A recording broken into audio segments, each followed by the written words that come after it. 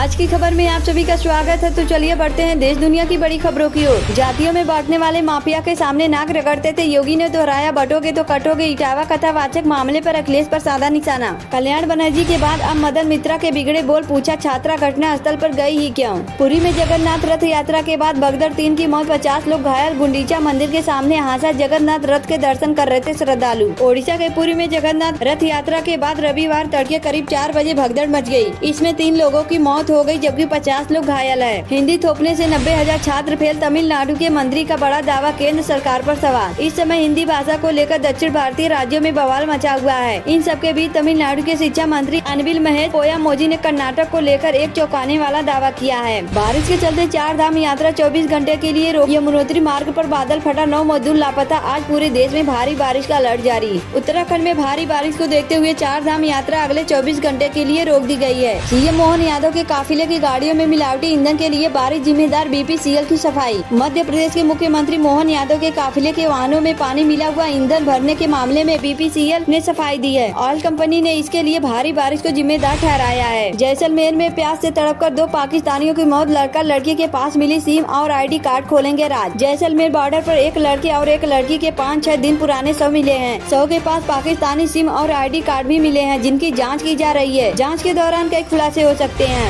Iran पर हमले के बाद जिस देश ने अमेरिका को दिखाई थी आंख, उसी ने इजरायल पर दाग दी मिसाइल। ईरान के समर्थन में अमेरिका को धमकी देने वाले यमन ने इजरायल पर मिसाइल दाग दी है। यमनी सेना के प्रवक्ता ने इसकी पुष्टि की है। इसके साथ ही ये भी कहा है कि चाहे कुछ भी हो जाए, गाजा के प्रति यमन का समर्थन जारी रहेगा, चाहे इसके लिए कोई भी कीमत क्यों न चुकानी पड़े। मैंने कहा था कि 31 मार्च 2026 को यह देश नक्सलवाद से मुक्त हो जाएगा। आज मैं दोहराना चाहूँगा, जिस तरह से सुरक्षा बलों ने वीरता दिखाई है, हम इस लक्ष्य को हासिल करेंगे। संविधान की प्रस्तावना नहीं बदली जा सकती, लेकिन एक बार आरएसएस की मांग के बीच उपराष्ट्रपति धनखड़। कांग्रेस के संविधान की प्रस्तावना में शामिल समाजवादी और धर्मनिरपेक्ष शब्दों की समीक्षा करने संबंधी आरएसएस के बयान पर कड़ा विरोध जताया। कांग्रेस ने कहा कि आरएसएस का नकाब फिर से उतर गया है, उसे संविधान नहीं मनुस्मृति चाहिए। पीएम मोदी से बात करते समय शुभांशु शुक्ला ने क्यों बांध रखे थे अपने पैर, बोले यहाँ सोना सबसे बड़ी चुनौती। अंतरिक्ष स्टेशन पहुँचे भारतीय अंतरिक्ष यात्री कैप्टन शुभांशु शुक्ला ने प्रधानमंत्री मोदी के साथ बातचीत में अपने अनुभव साझा किए हैं। उन्होंने बताया, स्पेस स्टेशन में तिरंगा लगाना गर्व की बात है और भारत सही दिशा में आगे बढ़ रहा है। जब तक इस्लामिक स्टेट रूस के खिलाफ काम करता रहा, बुरी तरह नाराज पुतिन ने दिया बड़ा बयान। रूस के राष्ट्रपति व्लादिमीर पुतिन ने आरोप लगाया कि पश्चिमी देश रूस में अलगाववाद और आतंकवाद को बढ़ावा दे रहे हैं। यूक्रेन संकट और नाटो विस्तार पर नाराजगी जताते हुए उन्होंने रूस की सुरक्षा के लिए सख्त कदम उठाने की चेतावनी दी है। सीनियर अधिकारियों के बच्चों को क्यों मिले आरक्षण का लाभ, सीजेआई SC/ST में क्रीमी लेयर को सही बताया। यह टिप्पणी उस जनहित याचिका पर सुप्रीम कोर्ट के हालिया फैसले के बाद आई है जिसमें SC/ST समुदाय के भीतर उपवर्गीकरण को मंजूरी दी गई है ताकि आरक्षण का लाभ वंचितों तक सही रूप में पहुंच सके। चीन के चक्कर में फंस गया अमेरिका, इस कंपनी को बंद करने पड़े कारखाने, भारत पर कितना बड़ा संकट। चीन और अमेरिका के बीच ट्रेड वार का असर अमेरिका पर पड़ता दिखाई दे रहा है। रेयर अर्थ मिनरल्स के बैन में अमेरिका में कंपनियों पर लगा ताला। प्रधानमंत्री मोदी क्यों अच्छे लगते हैं आपकी अदालत में, कैलाश खेर ने दिया जवाब। पीएम नरेंद्र मोदी ने आज रेडियो शो मन की बात के 123वें एपिसोड के तहत देश को संबोधित किया। एपिसोड की शुरुआत में उन्होंने योग दिवस के बारे में बात की।